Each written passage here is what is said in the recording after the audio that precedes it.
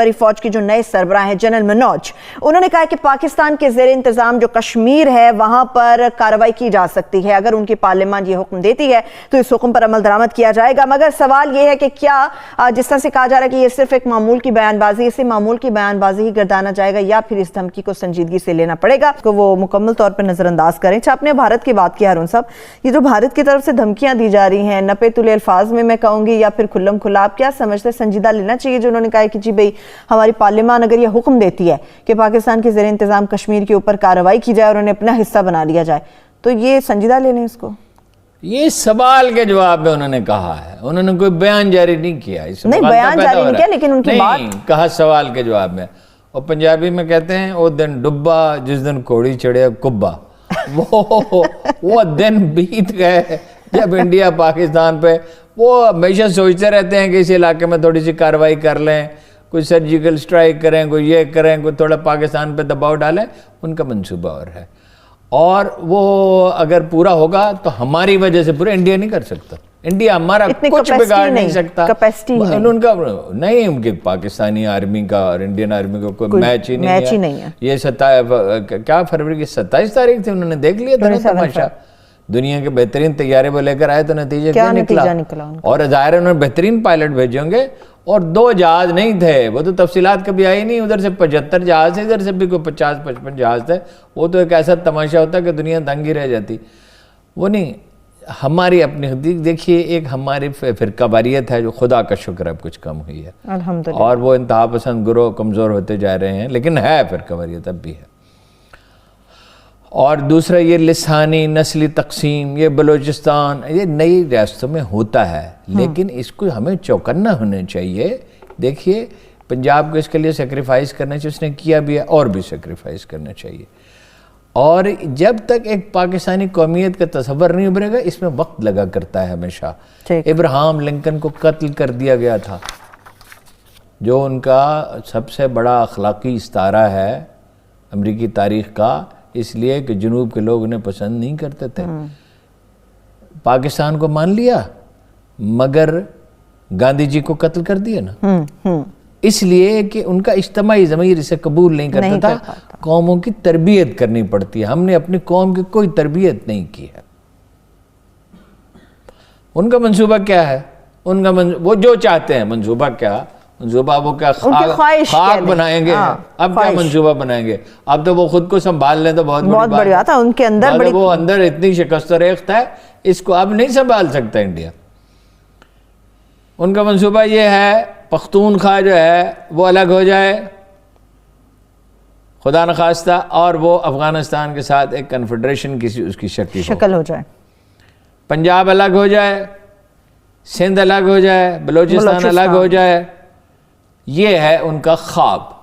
مگر بلوچستان میں تو پچھلے 10-12 سال سے مسلسل اور متواتر صورتحال بہتر ہو رہی ہے، اللہ کا بڑا۔ کراچی میں وہ چاہتے تھے پاکستان، ان کا طریقہ کار کیا ہے؟ پاکستانی معیشت کو تباہ کیا جائے گا۔ کراچی تو نکل گیا ان کے ہاتھ سے، جو کراچی کی تباہی پر تلے ہوئے تھے۔ بھارتی خواب پورا نہیں ہو سکتا۔ اگر کوئی خرابی ہوگی، ہم اگر جھک ماریں گے تو ہوگی، انڈیا کچھ نہیں کرے۔ لیکن یہ بھی تو جس طرح سے آپ نے بھی ابھی ذکر کیا ہارون صاحب، اندرونی طور پہ انڈیا بڑی اندر ان کے ٹوٹ پھوٹ ہو رہی ہے۔ میں معافی چاہتا ہوں، جی ایک اور بڑی تبدیلی ہے، امریکیوں نے اس بات کو ریئلائز کر لیا پاکستان کے بغیر افغانستان میں کچھ نہیں ہو سکتا۔ یہ ٹھیک ہے، یہ پاکستان کے بغیر نہیں ہو سکتا۔ اور یہ سی پر آپ کا کیا خیال ہے کہ اس خطے کا کوئی نیا نقشہ جو وہ چین کے بغیر بن سکتا ہے؟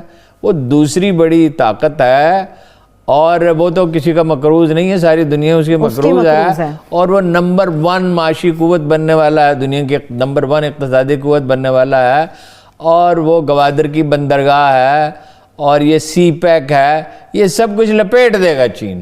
یہ کوئی کسی کی سمجھ میں یہ بات آتی ہے؟ اس لیے بھارتی خواب تو پورے نہیں ہو سکتے، ہمیں احتیاط البتہ کرنی چاہیے، اور ہمیں تحمل کی اور توازن کی اور احتیاط کی اور پارٹیوں کے درمیان ڈائلاگ کی ضرورت ہے۔ اسٹیبلشمنٹ نے بھی پہاڑ جیسی غلطیاں کی ہیں، اس سے بعد آنا چاہیے، سب چیزوں پہ ری تھنکنگ ہونی چاہیے۔ یہ ہے اب وہ وقت ریکنسیلیشن کا، یعنی ماضی کی اپنی غلطیاں سب لوگ تسلیم کریں اور آئندہ کے لیے قلایت عمل طے کریں، صرف ایک سیاسی نہیں، ایک اقتصادی وہ بھی ہونے چاہیے۔ ٹھیک ہے، ابھی آپ نے جس طرح سے ذکر انڈیا کا بھی عمرانی معاہدہ، مکمل عمرانی معاہدہ اب درکار ہے۔ اب اگر ٹھنڈے دل سے غور کیا جائے، کچھ لوگ آگے بڑھیں غیر جانبدار، اور سیاسی جماعتوں کے ساتھ بھی بات ہو، اسٹیبلشمنٹ کے ساتھ بات ہو، الیکشن کمیشن غیر جانبدار بنے، یہ نہیں افراتفری میں الیکشن نہیں ہو سکتے۔ الیکشن جو اگر سلیقے سے کرانا چاہتے ہیں اگلے برس کریں، اور اگر اس دوران عمران خان صاحب پرفارمنس دیتے ہیں، اپنے معاملات ٹھیک کر لیتے ہیں، تو اس کے بعد قطعاً کوئی ضرورت نہیں ہے یہ روز روز کی حکومتوں کی اکھاڑ پچھاڑ کسی ملک کے مفاد میں۔ 1.5 سال میں تو کچھ ہو نہ سکا ہارون صاحب، اب وہ چند دنوں میں کیا کریں گے؟ چند دنوں میں نہیں، کم از کم 1 سال کی مہلت انہیں ملنی تو چلیے 1.5 سال میں تو کچھ نہ ہو سکا نا۔ تو 1.5 سال میں نہیں ہو سکتا۔ اگر کوئی آدمی پورا دن اپنا 4 گھنٹے ضائع کر دیا، اگر 4 گھنٹے میں 8 گھنٹے کا کام کر سکتا ہے تو کر لے۔ لیٹس سی خان صاحب اتنے کیپیسٹی شو کر پاتے ہیں کہ نہیں۔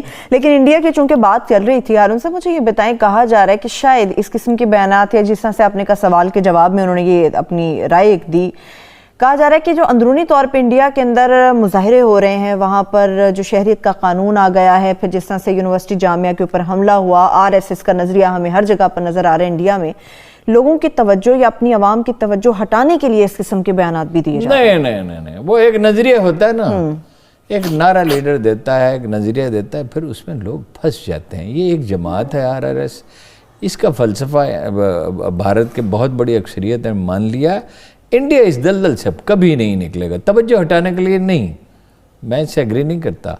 وہ ان کا تصور ہے جو گریٹر انڈیا کا، مدر انڈیا کا جو تصور ہے، وہ اندرا گاندھی کے نام نہرو کے خطوط پڑھیں۔ ہم ایک وہ وزیرستان کے سرحد پہ کھڑے ہو کے کسی نے کہا گاندھی جی سے کہ یہ یہاں سے افغانستان کی حدود شروع ہوتی ہیں، یہاں تک ہے سب کانٹیننٹ، انہوں نے کہا نہیں بامیان تک ہے۔ وہ بھائی کبھی مغلوں کی حکومت سینٹرل ایشیا تک تھی، ایسا بھی کبھی ہوتا ہے۔ یہ جو خواب عظمت میں قومیں پھنس جاتی ہیں، اور پھر انتقام کا جذبہ دیکھو کتنی مسلمانوں کا تناسب ہے انڈین آرمی میں، مجھے فکر دلانا چاہیے، ہر دفعہ میں بھول جاتا ہوں، اور بزنس سول سروس میں اور کاروبار میں کتنا حصہ ہے۔ اگر یہ ملک نہیں ہے نا تو بالکل ہماری حالت انڈین مسلمان والی ہوگی، کشمیری مسلمان والی ہوگی۔ یہ بات ہمیں ریئلائز کرنی چاہیے۔ یہی ان کی خامی بن گئی، یہی ان کی، اس سے اوور کانفیڈنس پیدا ہوتا ہے۔ وہ سمجھتے ہیں کہ میں ایک برگزیدہ اور مختلف اور الگ آدمی ہوں، الگ مخلوق، کوئی الگ ہوتا ہی نہیں۔ رسول اللہ صلی اللہ علیہ وسلم نے فرمایا، نہیں عظیم لوگ تو ہوتے ہیں، رسول اللہ صلی اللہ علیہ وسلم نے فرمایا سب لوگ اللہ کی رحمت سے جنت میں جائیں گے۔ لوگ بڑے حیران ہوئے، کہا یا رسول اللہ آپ بھی؟ انہوں نے کہا میں بھی۔ اب آپ اندازہ لگائیے کہ کوئی تصور ہی نہیں ہو سکتا کہ بھائی اتنی فضیلت، یعنی فضیلت ہی بیان نہیں ہو سکتی جس ذات گرامی کی۔ وہ یہ کہہ رہے ہیں میں اللہ کی رحمت سے، اصول کسی کے لیے نہیں بدلتے۔ آپ کو یاد ہے کہ جب ورلڈ کپ جیتا خان صاحب نے تو کیا کہا تھا؟ انہوں نے کہا اب شوکت خانم اسپتال بن جائے گا۔ بھئی یہ 10 آدمی کھڑے ہوئے، ان کے بغیر تو نہیں آپ جیت سکے، انضمام کے بغیر جیت سکتے تھے، وسیم اکرم کے بغیر جیت سکتے تھے، اور بھی آپ کی پورا ٹیم ورک تھا۔ میں کرکٹ کی اتنی میری میموری اچھی نہیں ہے کہ بات ہے، ان سب لوگوں کے بغیر نہیں، جو وہ ٹیم کہیں غائب ہی ہو گئی، وہ صرف انہیں اپنا آپ یاد رہا، اپنا منصوبہ ہے، بڑا اچھا منصوبہ تھا، بڑی خوبی کی بات تھی۔ غالباً شالیمار باغ میں ریسیپشن تھا، وہاں پھر اسی طرح کی انہوں نے گفتگو کی، پوری ٹیم ہی واک آؤٹ کر گئی۔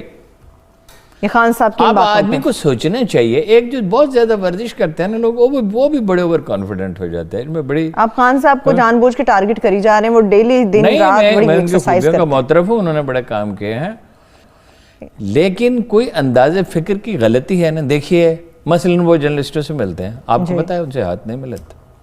جی بالکل، میرے علم میں یہ بات ہے۔ ابھی یونیورسٹی والوں کا وفد گیا تھا، انہوں نے کہا جی آئے، خاموشی سے آ کے بیٹھ گئے، کسی سے ہاتھ نہیں ملا۔ لیڈر گھلنے ملنے والا آدمی تھا۔ میں نے بہت کئی دفعہ یہ جناب علی کرم اللہ وجہ کا کال سنا ہے کہ آدھی دانائی گھلنے ملنے میں ہے۔ قائد اعظم کہاں سے چلتے تھے؟ چٹاگانگ سے چترال تک ٹرین میں، ایک زمانے میں اپنی وہ کالی گاڑی میں سفر کرتے تھے، لوگوں سے ملتے تھے، ایک ایک بے شمار لوگوں کو پہچانتے تھے۔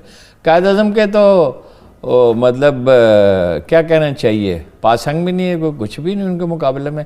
جس حیرت انگیز بصیرت کے وہ آدمی